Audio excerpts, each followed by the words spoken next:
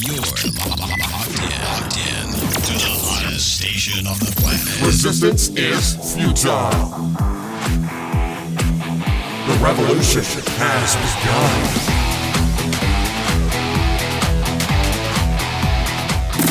You're listening to Rebelpreneur Radio, helping you break the rules and build the business you need for the life you want. And now, broadcasting his pirate signal from somewhere beyond the status quo, here's your host, best-selling author, marketing and media strategist, Ralph Brogden. Hello and welcome to Rebelpreneur Radio. It's the show that helps you build the business you need so you can live the life you want. I am Ralph Brogden. The power of purpose. I'm a big believer in purpose. As a strategist, strategy builds the bridge between purpose and result, between where you're at, where you are now, and where you want to go. So as a strategist, before I can give you a strategy, I have to know what your purpose is. What's your destination? Where are you going? What are you trying to achieve? Then I can work backwards and say, okay, the best way to get to where you want to be and fulfill your purpose, here's a strategy. And now here are the action steps you need to take to accomplish that strategy. But it really begins with the purpose. And what I teach people is that you need to be firm with your purpose and flexible with your approach. Firm with your purpose, flexible with your strategy. You may not get there the way you thought you were going to get there, but never give up on your purpose. Never give up on your dream. Today's guest on Rebelpreneur is an expert on purpose. I'm here with Lia Dunlap. She is the Oracle on purpose. The Oracle. It sounds like the Matrix, right? The Oracle on purpose. With over 25 years of experience as an intuitive business architect, she has guided thousands of clients in 76 countries to find their divine path to purpose and prosperity. She is a best-selling author and international speaker and creator of the Power Plan Life coaching program. Lia, welcome to Rebelpreneur Radio. Thanks so much for having me. Well, Ralph, I'm so happy to be here. And I love what you said about purpose. I could talk about this forever. And I know we don't have a lot of time, so I'm excited for sharing all of the things purposeful with your audience today. I can't wait. I've got my eyes open, my ears open, and I'm ready to just download everything I can from you about purpose. Tell us, before we get into that and then we can't stop talking, let's take a minute and bring us up to speed on who you are, where you came from, and how you became this oracle of purpose.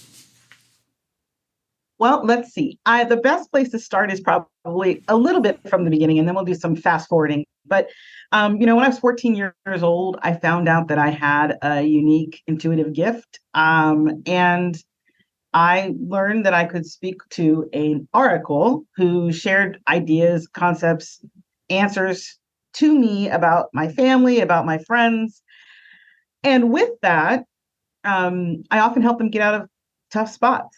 And so I went off on my journey through high school, because this was back in high school, and thought I would be a psychologist because, of course, I was helping people all the time. So I thought, there you go, perfect combination. My parents were happy because I was doing something professional, and I was happy because I was helping people. Mm-hmm. And so for many years, that's what I did. And then I found a split in that path because when I went into psychology, they told me that it would take years for someone to get help, make any changes.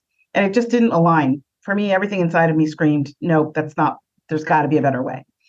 So to make my parents happy as I was going through school, I was in the corporate world. I worked in sales, marketing, operations, and I climbed the corporate ladder because of my gift. Because I could sit in a room with anyone, know what, as you mentioned, the purpose of people's internal purpose was behind what they were trying to get accomplished, and help them figure out how to do that. So I did that for many years. In the background, though, this part of my life, this intuitive gift, kept nudging at me to really express and help people.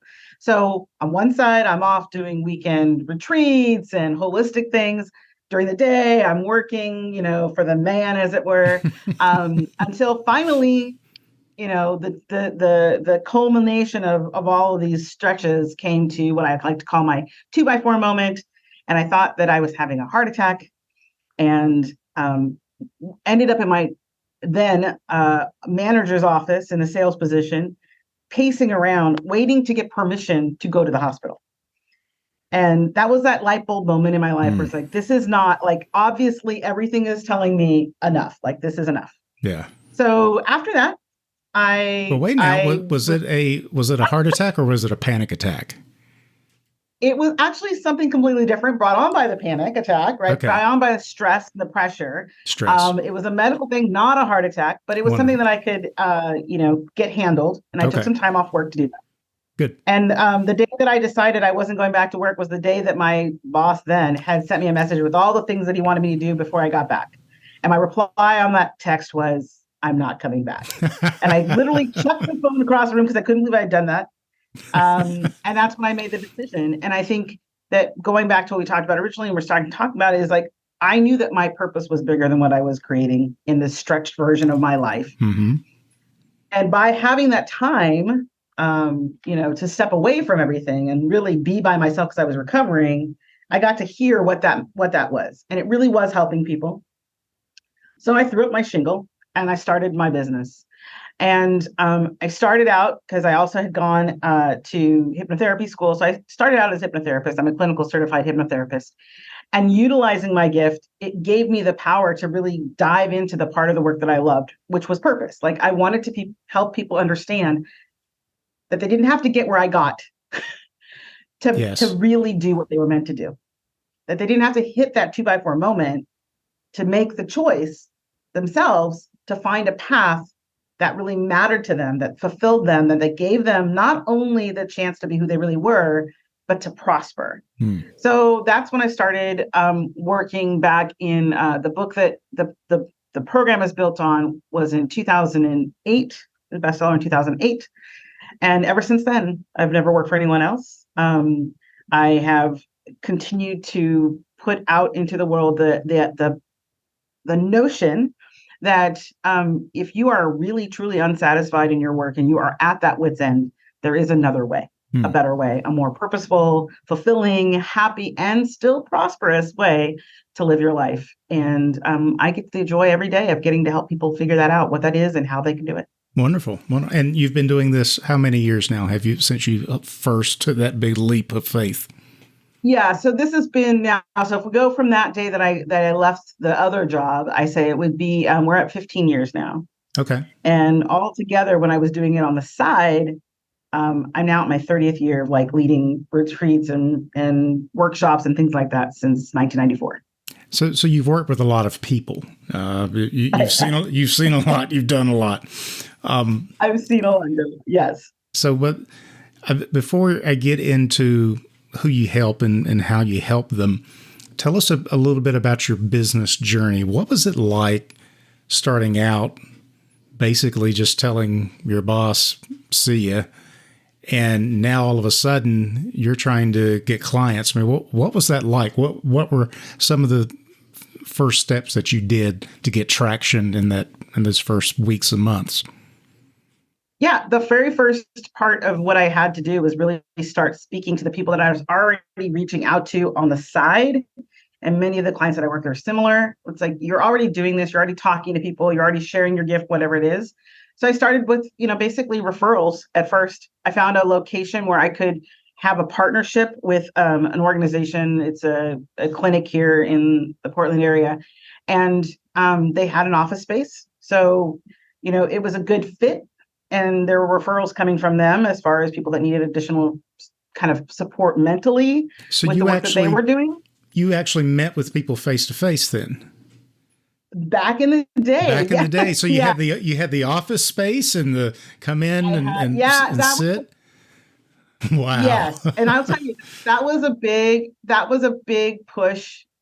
So I wrote the book first, but that was kind of like, I'm going to take this book and bring it to life in front of people. So I wanted, and this is probably helpful too, I wanted testimonials. I wanted people that walk through it with me that I could use and say, hey, I've walked them through this process. Mm-hmm. And so I'm like, wanted to do that. I was living in an apartment. I certainly couldn't do it in my apartment. So I found this subletted office space within it was like a chiropractor's health clinic. And so because I could speak to the people that were in the clinic, the massage therapists, the doctors and such, as a clinical hypnotherapist, I was helping some of the, they were getting referrals or giving me referrals and vice versa. And that was my way to have a location, but it was also my way to start building, my network, my sphere of influence in the area, locally. And then because of the beauty of the internet, I was able to just continue while I had that space to promote and market online and market the book and, do programs with the book online. And that kind of became my initial marketing structure and business structure. Yeah. Was So a little bit of both, hybrid effect. So you're you're old school. I mean, today, I'm so old school. Today when people, they start their coaching practice, you find out about it when they make a post on Facebook. Hey, I'm a coach now, or I just got my certification, or hey, I'm looking for clients. And there's none of the expense and the energy and the stress of, I got to find office space. I got to set this up. I got to get people in the door. I mean, it's like starting a restaurant. But you're not serving food. You're serving people. You're serving your expertise. But you got to get people to come into where you are and see you and pay you. And so today you can bypass all of that and just put it out on the interwebs, and all of a sudden you get these people from all over the world. So you did it old school, and then you evolved and you added in the digital. Or do you still meet with people face to face now, or is it totally online? It's interesting you say that. I literally just signed a new office lease. For the sake, it's interesting because I feel like what I miss from the one-on-one and being in person is the ability to sit like this face to face. And what I notice is a lot of people have most recently spoken about the idea of like missing that connection point, missing the face-to-face opportunities. How about that? So it still, I feel like, gives me the opportunity to both, as obviously we're here on Zoom. Many of my clients are still on Zoom, but I can now hold live events here in my space that I'm in. We're doing one this weekend. And that gives me a little bit of everything, a little bit of the best of both worlds, I think. Yeah. And I still like go out to live networking events as well. So I think it's a good combination. And we do have more available to us. And sometimes I think that can be distracting if we don't pick our lanes. And to me, it's a little bit of both. Is kind of just my sweet spot. Yeah, I like that because my concern is that coaches, consultants, people trying to sell services, especially helping services, a lot of them are, my impression is that they are kind of hiding behind the computer. They want to automate their marketing, automate their sales processes, put people in a group coaching program that's hands off. And I think things are evolving beyond that. I don't think that is sustainable. Oh, I 1,000% agree. I have been in enough rooms myself. I do have group online programs.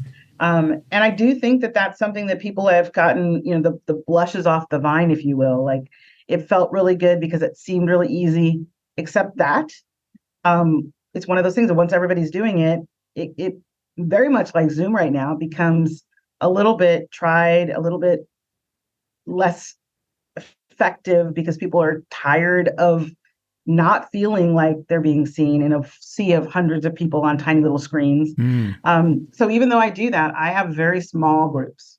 That's the one thing I've kept consistent, is that I won't have a group of 100 or 200 people for a very specific reason. I want people to feel like they're seen. And that's the one thing I hear back from people. Even though they're in a Zoom room, I can catch either a visual change in them, a tell, if you will. I can catch something in their throat when they're speaking. I really see them, and I'm aware of everybody that's in the room at one time. And I don't think that's as easy when people get into those huge telesummits or things like that, where they're just lost. Yeah. And so I think that's, I think that's a little bit of both. And I do believe you're right.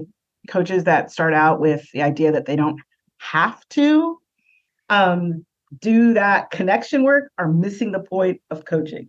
That's my 2 cents. Yeah, that's good. And it's all about the connection. And, the flip side of that is with the internet, with Zoom, everything online, you're able to connect with people, or let's say you have the potential to connect with people online that you would have never connected with in person. I mean, where are you located? Where's your office and your work?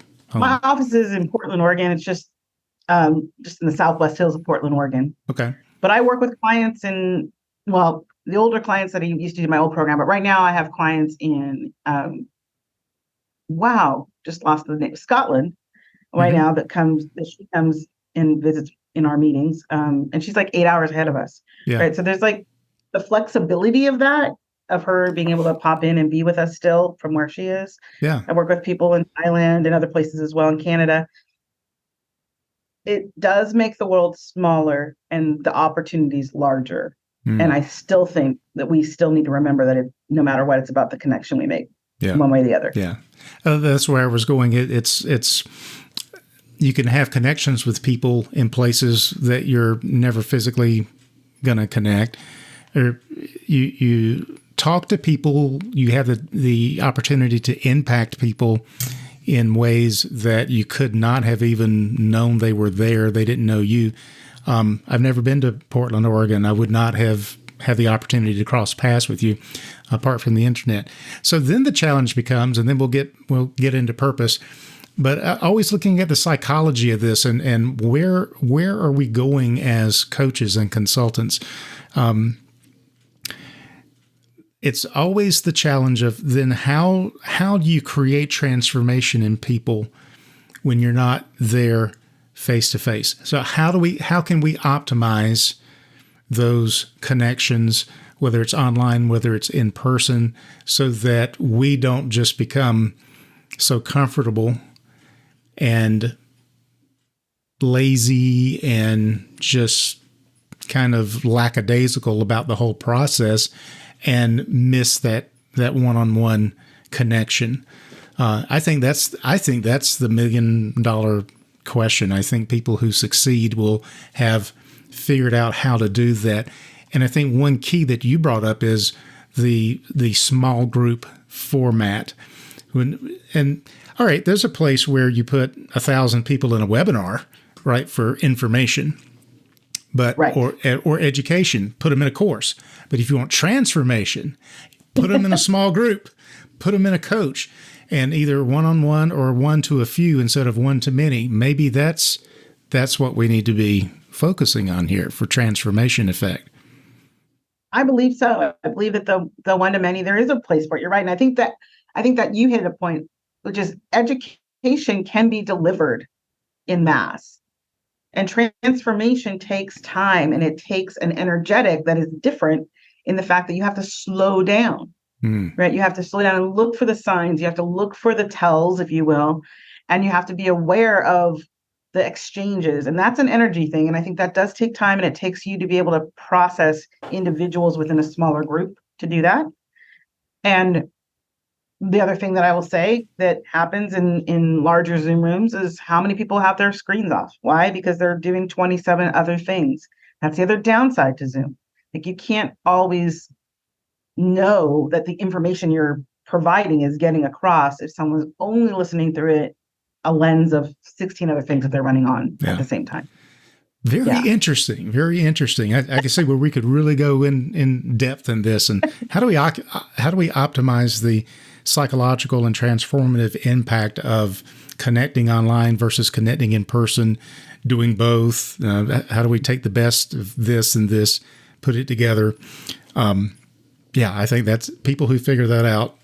They're going to make a huge impact. Wave. Yeah, huge difference in the world. So let's talk about your transformation, which is to help people find their purpose, discover their purpose. What is your philosophy around the purpose itself? Yeah. So to me, the biggest thing is, if I get down to it, it's to help people find and follow their purpose to prosperity. That's it. Like that's the core and the function. How that presents for people typically is they lack the clarity or the confidence or the spiritual guidance to know they're on the right path. And so for me, it's one of the three or all of the three sometimes when people show up at my door. And with business owners, that's who I primarily work with. I work with entrepreneurs, business owners, and women leaders who may or may not be at the upper echelon of the C-suite kind of a thing. But what the one kind of underlying piece that they come to is this idea of clarity and purpose tied together. And what I mean by that is they're feeling like they've been climbing a ladder to nowhere, right? Like they're just chugging along, or they feel like they've done great things in their lives and there's something bigger and more to expand into, but they're not quite sure what that is and how to get there. So for me, it's a little bit of both sometimes for people, but primarily I always bring it right back down to purpose. My clear focus is that if we know what our purpose is, it is basically the cornerstone. And by purpose, I mean the thing you were designed to be here for. There's a 1 in 400 quadrillion with a Q, quadrillion chance that you exist. That's not an accident to me. So therefore, you were meant to do something here. So if we figure out what that is and why you're here, then we can build whatever you'd like from that point. We can build, your monument to the skies. I don't care. What it will take is it becomes the thing that you balance what you're working on, your options, your choices, your decisions, so that every time you make a choice and decision, you're so aligned with it that the clarity is there, right? The confidence is there. You're able to stand against the buffeting of change, which, we are constantly experiencing external change. So those three things really become that three-legged stool that help us to stand up in the world and present and fulfill our purpose here and show up the way the world needs us to. You've been doing this for many years now. What would you say is the biggest obstacle? I mean, over and over again, you hear people say, I don't know what my purpose is. What's my purpose? I'm unfulfilled. It's almost a universal issue. And my question I always ask is, why is that? Why is that? Why is this a problem for so many people? Why is it such a struggle? The reason not having an idea of what your purpose is such a struggle for people is that behind that is the sense that they're not worthy. They're not worthy. And if they don't believe that they're worthy, then they can't tie themselves to something that they're here to be doing in the first place. So typically the first stumbling block that we go over is to understand that key factor, that as long as you are breathing, you're worthy. You already won the lottery. I promise you, no one can make more in a lottery than you made the first second you took your breath. Yeah, what'd you say, 400 quadrillion or 4? 1 in 400 quadrillion. That's the number. 400 quadrillion. And that's like a 4, if I may make this wrong, is there 17 or 19, 17 zeros behind it. Wow. Right? 17, if you just look at that number, I always joke, I'm going to get a t-shirt that just has that number on it. And people are going to ask me, and I'm going to say, that's you. That's what you are.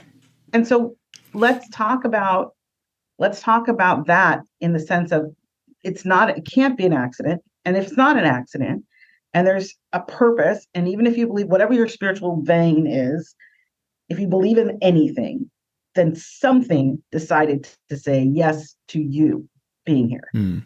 So the message is you are not an accident. You're not here by chance. You're not here by fate, not here by luck. You're here by divine intention. Now, I define that a certain way. You may define it differently, but the point is we are here. All of us are here for a purpose. So then it becomes this wonderful journey. Now, is it, I say wonderful, for a lot of people it's very frustrating. They get to be my age and still don't know what their purpose is. So that's what I'm trying to dial into. Why is it is it societal? I was going to say evolution. Maybe it's devolution. Well, I think it's, I think it is that, it's not, well, this could go a long way. So I'm going to try and condense this. It is communal, and it is created in our system, in our society, because control was key. And to give everyone the veracity to have their own purpose means you can't necessarily control what they're going to do with it. So I think a part of this is societally, in order to control people, we put parameters around purpose as if it was something that somebody had to give you. Somebody had to tell you what your purpose was. They had to push you on a path, maybe a doctor, a lawyer, this or that. These things are better than those things. In other words, it's like this. Sit down, shut up. I'll tell you what your purpose is, and don't try to grow a brain and rebel against me or rebel against the system or rebel against the institution. That's what the whole Rebelpreneur mindset is all about. We are going to find out what the rules are. Then we're going to break the rules and build the business we need so we can live the life we want. And not knowing your purpose, possibly, it's what it sounds like is you've got to even break the rules about what society told you your purpose is, what your mom and dad said, what your mentors are saying, what your teachers were saying when you were growing up, and what society judges you to be as your purpose. You've got to discover that for yourself and have the fortitude and the guts to say, this is why I'm here and this is what I'm doing. And that's it. I mean, that's what creates the breakthrough. That's what creates the transformation. It gets you out of mediocrity and into mastery. Exactly. That's the thing that puts you on the right path to do just that. And it takes courage to stand, like you said, as a rebel, it takes courage to be the first person through the veil. But the thing about it is, you're in our society right now, we always have moments where that swell of inspiration that comes intuitively from inside of us becomes its own mass experience. And people start looking at each other and thinking, are you thinking what I'm thinking? Because I feel like this might be true. And then others are like, oh, wait, the emperor has no clothes. These kinds of thoughts come through, and it takes courage and it takes leadership of not do what I'm doing, but do what you're meant to do. And I will honor that in you, and I will support you in that, and I will guide you through the process. It's not do what I do. Yeah. It's not do what I say. Right? It's be who you be. Mm-hmm. And when you are, then we can show you, like, there's a different path than, as you said, the typical expected path. And we maybe don't even have to break any rules. We just create our own. Yeah. And move on. Yeah. Yeah. Or just the rules are irrelevant at that point. Yeah. I was listening to Eric Thomas the other day talking about comfort zone. It's like, I'm so beyond my comfort zone. I don't even have a comfort zone. What comfort zone? It just doesn't exist anymore. I mean, when you become that focused on purpose and mission and why I am here, it's like fear. What's fear? You become unstoppable at that point. Because of what you said. Purpose, when you know your purpose, it brings clarity. Clarity brings confidence. Someone who doesn't know, who is confused, they can't be confident about anything that they do. But with knowing that purpose comes confidence, comes the clarity, comes the assurance. You mentioned that the feeling of not being worthy, and that's so true. The way I express it is uncovering your value, which is the same thing, value and worth. Yeah. And with all the clients that I work with and the business owners that I work with, most of them underestimate, undervalue their worth. They're too close to themselves to see what they are really capable of, the transformation that they can really have, the impact, the influence, the income that they're capable of, but they're too close to themselves to be able to see that has value. Your opinion has value. Your attitude has value. Your perspective, your paradigm, your purpose has value to other people. But if you don't see it and appreciate it, and then the next step is communicate it to other people, you can't communicate it if you don't appreciate it. But when you value your worth and then you put a value on it, now we've got the financial piece. Now we've got the money to finance the mission. We have the profit to fulfill the purpose.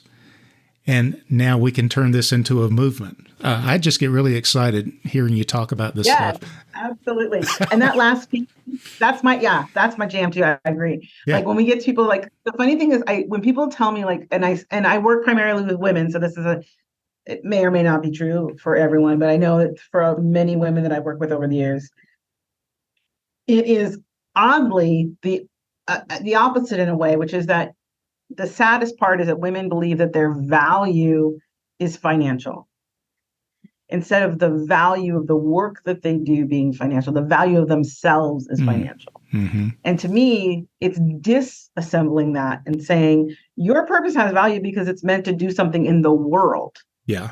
You have value because you exist. That's good. Period. Nothing else. You have to do that. But the purpose is there to allow you to create value in the world. And the transactions that we create in our world are monetary. That's just the way it goes. That's how we work with each other. Yeah. There is a financial flow that happens. Money And isn't you everything, can- but it's how we measure. That's how most people measure it. It is the tool with which we measure not even just success, but it's the tool we measure with transactions. And so the transactions are there and the purpose is there, and the purpose and the fulfillment of that purpose, you wouldn't have been given the purpose itself without the financial backing. Like if you just, I'm going to go like a little gaudy on you for a second, but if God created everything and God created you and your purpose, why would that entity not allow for the financial backing for it to be fulfilled? It wants to be fulfilled through you. Yeah. So like, even from that perspective, because people go there with me and I'm like, let's lay that out. It doesn't even make sense. Yeah. Well, with So the purpose comes the you can provision. With the purpose is the provision. With exactly. the provision is the provision's prosperity. already built in. Yeah. Yeah. And so you have to allow yourself to see it that way. But the problem is people get tangled up because they have low self-worth for whatever reason. And that's a whole other story. But because of that, then they won't fulfill their purpose because they don't see the value in the purpose. And it's the opposite. And so I feel like when we can extricate those two things, then people see that just by showing up, they're good. You're solid. You're golden. And as you fulfill your purpose, you will be sustained, mightily sustained. Prosperity has to be brought through you to get that fulfilled. Yeah. It takes money for everything to come through this to fruition. It takes the money, and the money will be there if you are really aligned and doing your purpose work. Wonderful. Wonderful. I love it. So someone listening to this, if we wanted to give them some self-help, what's one thing they could do right now to begin to move in this direction of finding and following their purpose? What would you suggest they do? Well, and the three things that I would suggest for anyone who's like, okay, so I really want to get clear on my purpose and this path to prosperity. Where do I start? And so it's really simple. Always, I would like to say there are lots of simple things I can share with you. Not always easy, but definitely simple. And these are three things. Number one, it requires that you determine your core spiritual qualities. What I mean by that is I don't care what deity whatever you believe in, what does it mean to you that exists? So what are those core, quote unquote, spiritual qualities that you believe in? Not what anybody else told you, but what you actually believe about that. That's number one. The second thing is to figure out, what are you doing now? Take stock of what all your functions and your roles are in your life.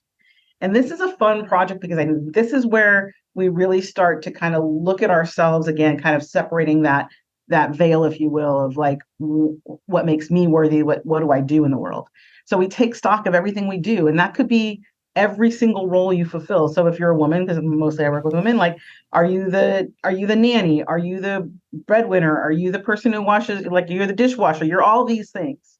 Write everything you can down. I tell people, if you don't get 20, you haven't done it. You're not done yet.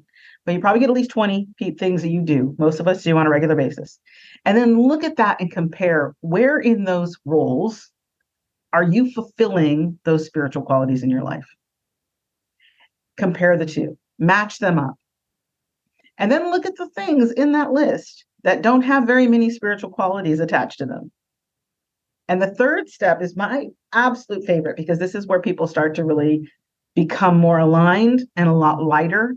and a lot more intentional. And the next one is to review that list and do what I call delete, delegate, automate. Looking at that list, determining for yourself, now that you see yourself outside of anybody else's constructs, and say, wow, I can really see that when I do these 5, 6, 7 things, everything that I think is attuned with the highest whatever order of things is in that activity. And maybe there's like 5 or 6 or 7 or maybe 10 where there's like one spiritual quality or no spiritual qualities. So then you delete them, you delegate them, you automate them. Because any of those places where you are not taking care of your connection to this purpose, you are really depleting it. You are taking energetically away from yourself. You're burning out, right? You know, you can't give, they say you can't give from an empty cup, but this is where that empty cup comes from. So we want to make sure that when you want to see at the end of this picture where your purpose lies, you'll see it plain as day. And I've done this so many times over the years. I have a form that people can fill out to show you what that looks like, but primarily those are the 3 steps. And by the time you get finished, I love people's faces when I do this in person, because their jaws just hit the ground. Like sometimes they'll be like, it's like so ridiculously obvious that I'm spending 70% of my life doing things that are absolutely draining me. Yeah. And just by moving those out of the way, what also becomes clear is here's the sweet spot. This is your purpose. These are the things that allow you to fulfill that purpose. And I've had people just walk away with that and send me messages back after I've had an interview or something, or been on a podcast, and be like, how did I not see this? Right? How did I not see how much time, which is the only thing we all have together, right? Time that I've been wasting on things that aren't really fulfilling me and aren't giving me the chance to really do something in the world that makes an impact. And that's why we need coaches. We need people who are gifted specifically to help with these key areas in life. So, hey, you can take the approach of spending your whole life trying to figure things out, or you can work with someone who has already done the work, figured it out, and can help you and assist you in whatever it is you need. But I think purpose is so foundational. It is the cornerstone. If you can get that piece in, clarity and confidence, everything else, it seems, becomes very clear as you go down that path. So how can people reach out, find out more about you and about your work? What's the best way to get in touch with you? They can just hop onto the website. It's really easy. It's oracleonpurpose.com, just all spelled out. And there's a lot of opportunities there to either speak with me, look at some of these tools and resources that you can download themselves. Wonderful. Oracleonpurpose.com is the website. We'll have that linked on the Rebelpreneur website as well. Our time it got gone. It went really, really fast. Before I let you go, though, what are you working on right now that's got you really excited that you want to share with our listeners? Well, I'm so excited right now because one of the things that we've been doing for many years, and I finally brought back most recently virtually, is my Purpose and Prosperity Accelerator. It's a 3-month program that allows people to work on what their purpose is and tie it to all of their goals. And we walk them through their entire life for 3 months, building on that purpose and building goals that are attached to it so that they can really make some major shifts and transformations in a short amount of time. We'll be starting one again in January, so we'll be opening the doors for those soon. So we're getting all ready to line people up and get them going. Yeah, because that's when people naturally start thinking about it. Oh, new year, new goals. And if you don't do something different to what you've always done, which is set the goal, and then 2 weeks later, you're right back where you were. If you want that to not repeat itself, if you want a different outcome, you need a different approach, go to oracleonpurpose.com, find out about this program, because the main thing, I think you'll agree, regardless of where you go and what you subscribe to, the main thing here is accountability. Being in a group with other people, with peers, with someone, a coach who's going to hold you accountable. There's different ways you can set that up, but it's hard to just hold yourself accountable.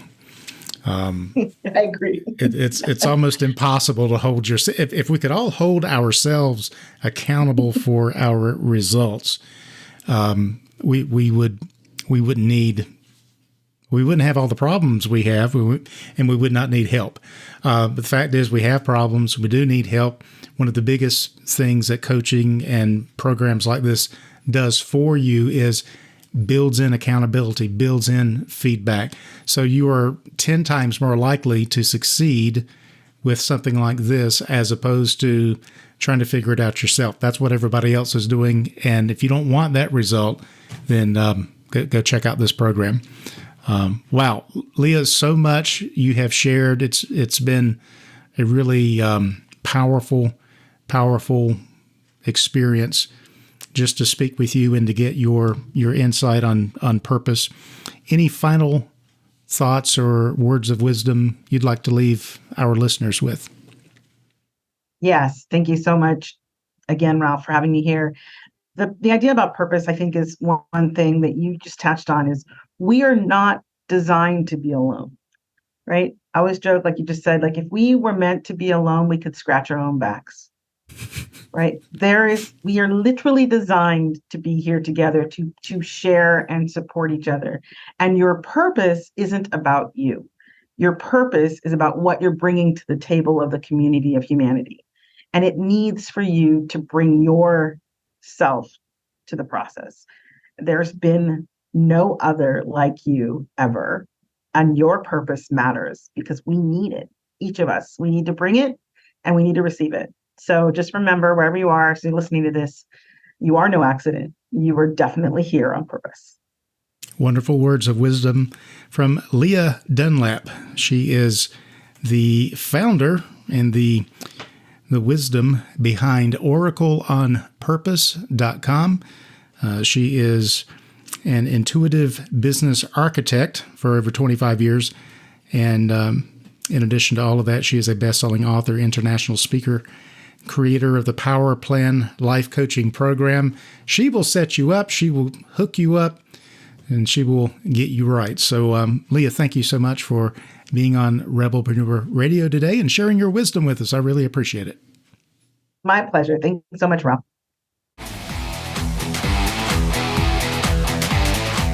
You've been listening to Rebelpreneur Radio with Ralph Brogden. Download the show notes and much more at rebelpreneur.com.